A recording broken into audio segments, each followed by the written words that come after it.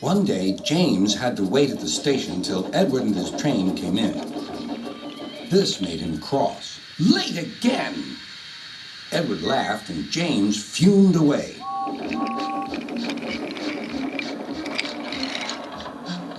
After James had finished his work, he went back to the yard and puffed onto the turntable.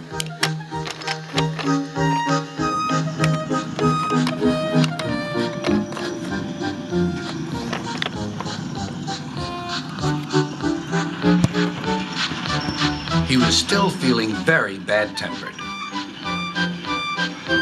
Edward is impossible, He grumbled to the others.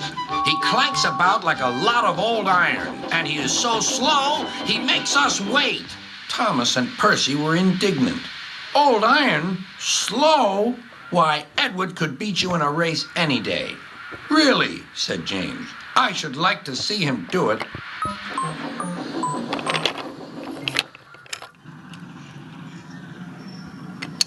Next morning, James's driver was suddenly taken ill. He could hardly stand, so the fireman uncoupled James ready for shunting. James was impatient. Suddenly, the signalman shouted. There was James puffing away down the line. All traffic halted, called the signalman.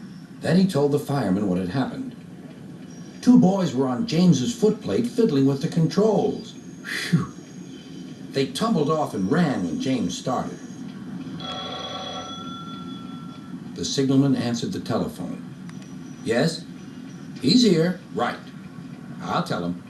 The inspector's coming at once. He wants a shunter's pole and a coil of wire rope. What for? Wondered the fireman. Search me, but you'd better get them quickly. The fireman was ready when Edward arrived.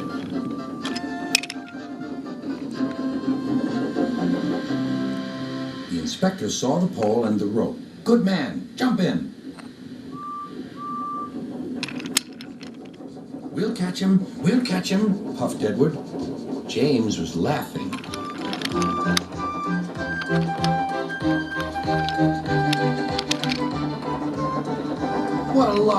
What a lark, he chuckled to himself. Suddenly, he was going faster and faster. He realized that he had no driver. What shall I do? I can't stop. Help! Help! We're coming, called Edward.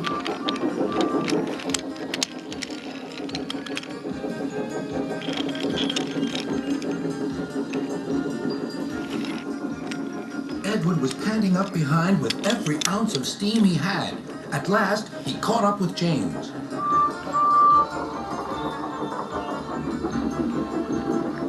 Steady, Edward, called his driver. The inspector stood on Edward's front, holding a noose of rope in the crook of the shunter's pole. He was trying to slip it over James's buffer. The engines swayed and lurched.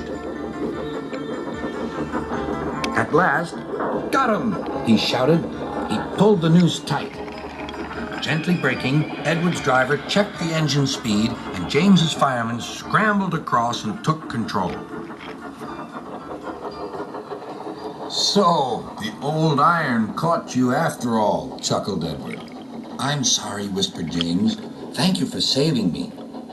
You were splendid, Edward. That's all right, replied Edward. The engines arrived at the station side by side. Sir Topham Hatt was waiting. A fine piece of work, he said. James, you can rest and then take your train. I'm proud of you, Edward. You shall go to the works and have your worn parts mended. Oh, thank you, sir, said Edward. It'll be lovely not to clank.